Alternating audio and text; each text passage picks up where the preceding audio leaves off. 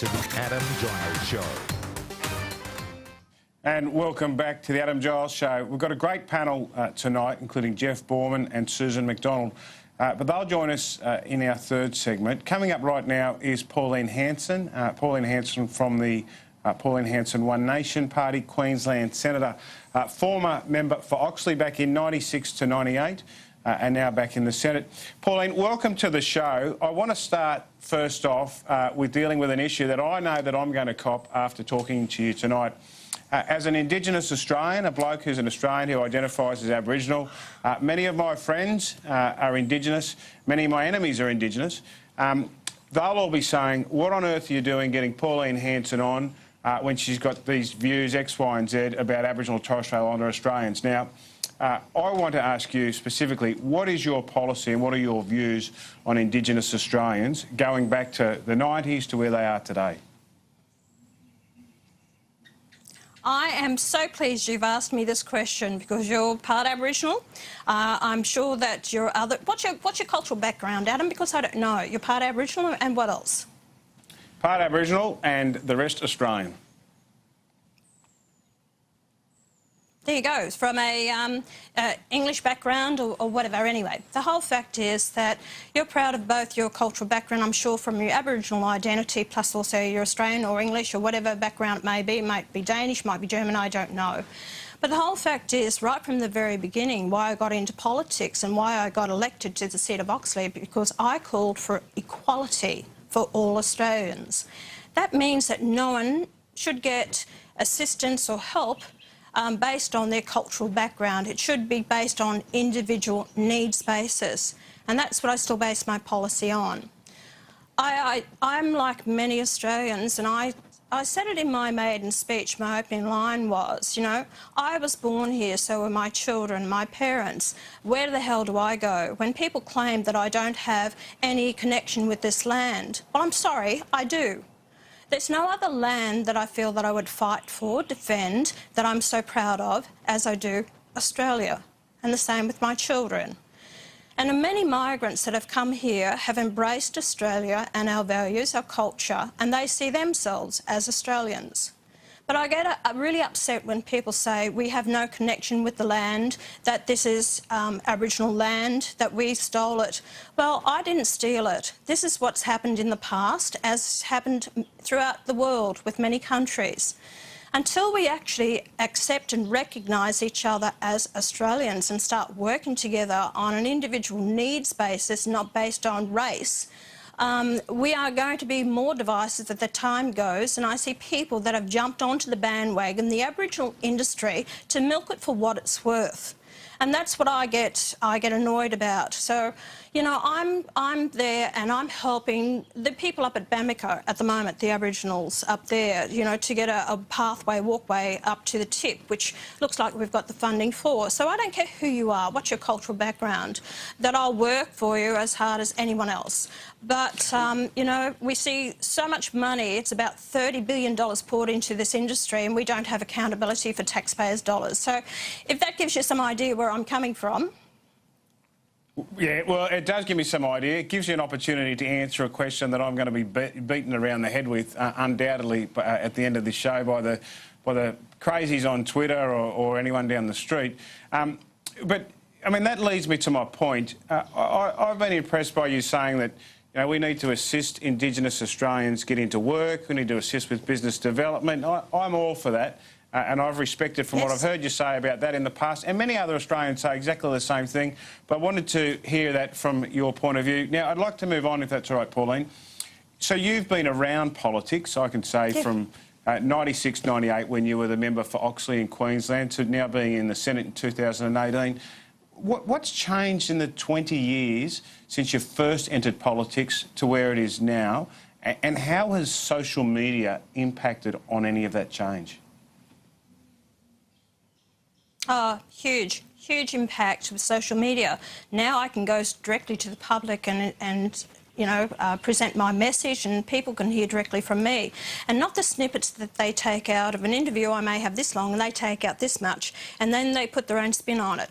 We have journalists with their lefty views, and they don't want to see the success of me, and they suppress people who have a difference of opinion to them. The social media has made a big impact because we never had that around when I was first in Parliament. And because of that, I travelled Australia quite extensively for about 9 months of the year. So I had meetings with people, I had halls overflowing. People came to hear what I had to say. And then they'd catch up with me later, or years passed, and they said, we went to that meeting. What we saw on the TV presented by the media was not what you had said. So this gained me support from the people because they knew exactly what I was saying, because I had that connection with people, and I still do it to this day. Apart from social media, I make sure I travel around the country quite extensively. Yeah, it's certainly a different message when you're talking to someone up front. I mean, some people who you think are good on TV are not good in person, and vice versa on too often occasion. Looking at the Abbott, Turnbull, Morrison era of governance, how does that compare to Rudd, Gillard, Rudd, in your mind and in the mind of people who are going to vote for you? I mean, what are those constituents who support you say about the difference between the two?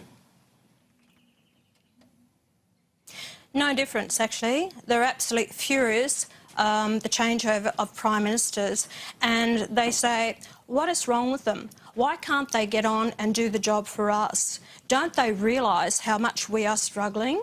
And the public said it's all about them, that they're shoring up their futures, their jobs, their positions, but they're not really understanding what's happening out to grassroots Australians. And they're fed up with them. They have no time for politicians anymore. They switch off. They are so disinterested in politics.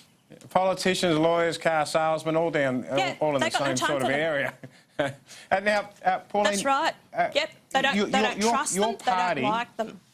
No, your party has polled very well in the lead-up to elections in the past in different parts of the country. In Queensland, most notably in 2017, didn't deliver the seats that you expected. How do you move from a single-issue protest-type vote and convert those votes into seats and then into members and foot soldiers for your party going ahead into next generations and beyond?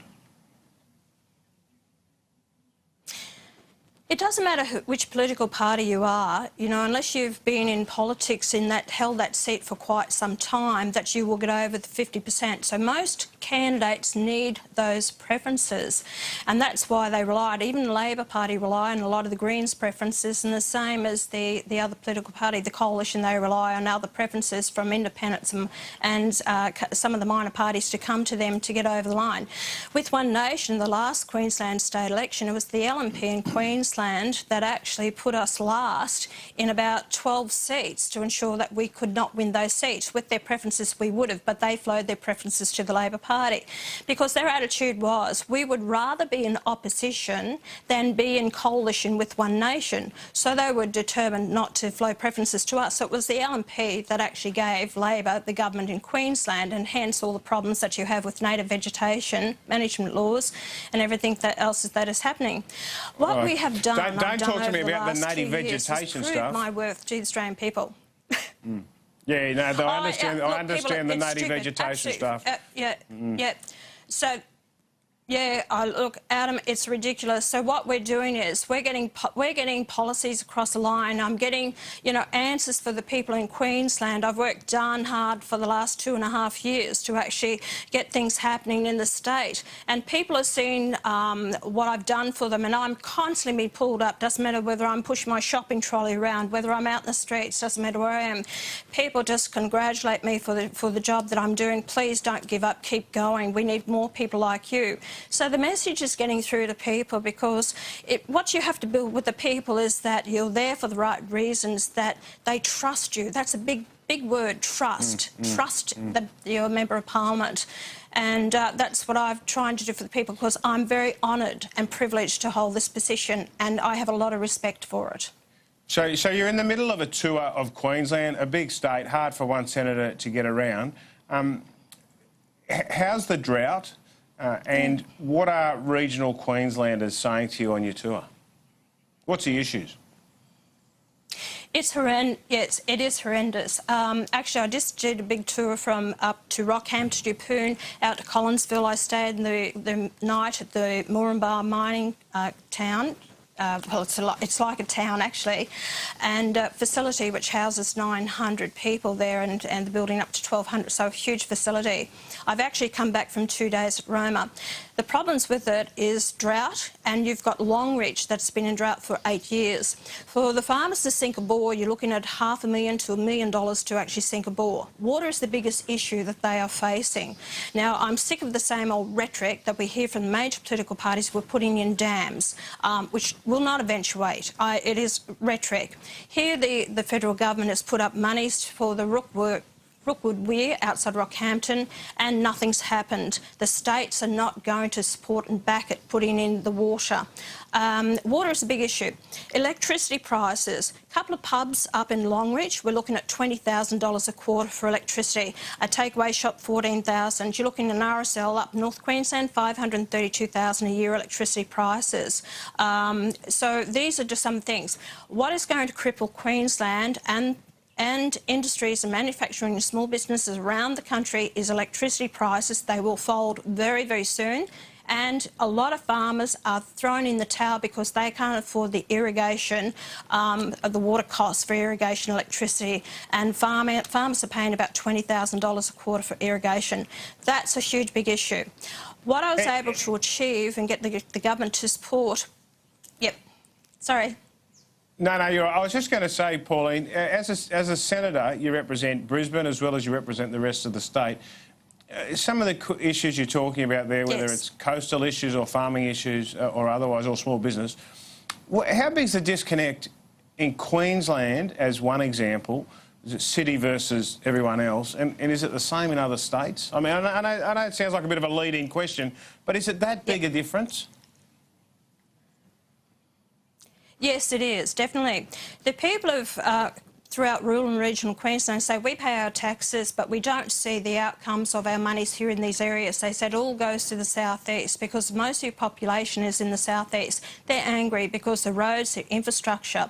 Just a case in point, and I heard Susan McDonald mention about the water in Townsville and how proud she's of the Prime Minister. Susan McDonald wouldn't have a clue because it was about, you know, I'm pleased that the Prime Minister has now taken up my fight for this water pipeline, and I spoke to the Prime Minister on the phone. I've spoken to Matisse Cormann endlessly. I've sent texts. I've hounded them over this. Finally, they saw some common sense. And Matt Canavan made a comment. He said, it will never happen. So that water pipeline is only happening because of myself and because I kept hounding them that it needed to be done to give water assurity to the people of Townsville.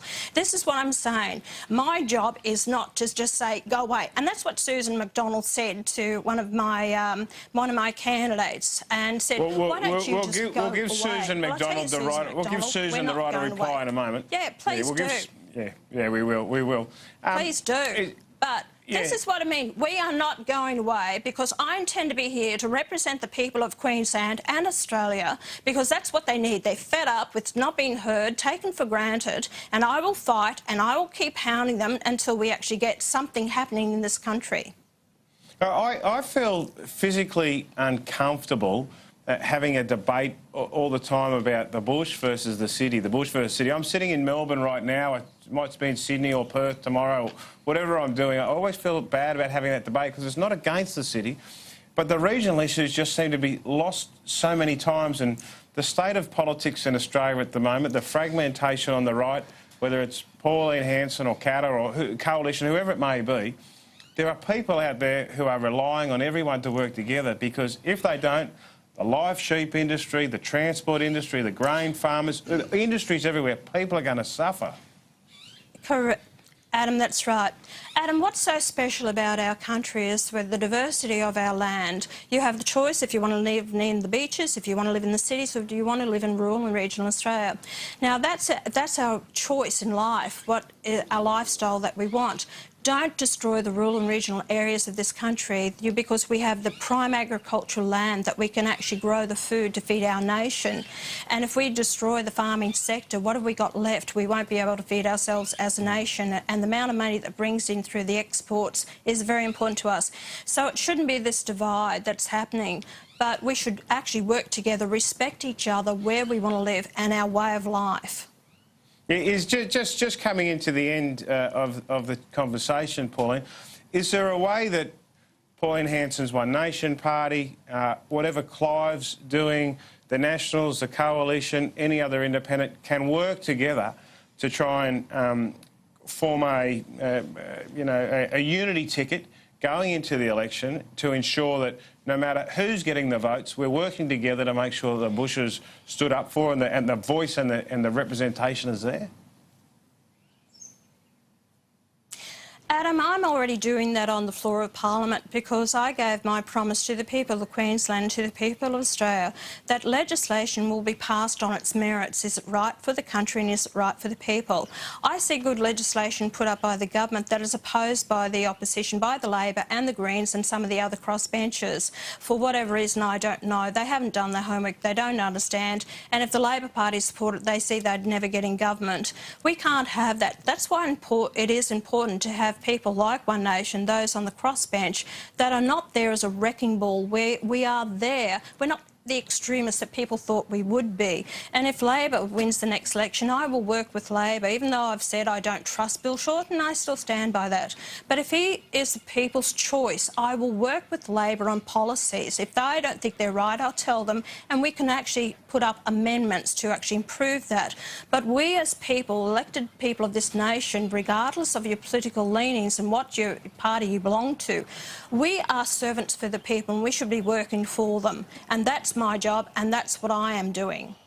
All right, well, let's let me come to the final question before we say goodbye. What is a win for Pauline Hanson at the next federal election, whether that's in May or earlier? What is a win for Pauline Hanson? To grow our numbers in the Senate, to actually, and I think that's very important, to prove my worth to the people, to give us an opportunity for your vote. If you're not happy with us, then don't vote for us next time. But based on what I've been able to achieve in such a short period of time, I think that I hope people do give us their vote. Well, I think this is the biggest opportunity coming for you and your party for the next generation at the next election to increase that vote and build that momentum. Western Australia, Tasmania, Victoria, New South Wales and Queensland. I wish you the best of luck. We'll see what happens when those results come in. Pauline Hanson, thanks very much for joining us. Much appreciated for you coming on. It's been good to have a conversation with you and ask you a few questions I've always wanted to ask.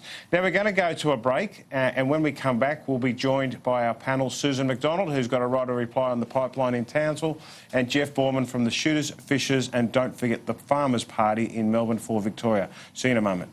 You're watching The Adam Giles Show on Sky News Live.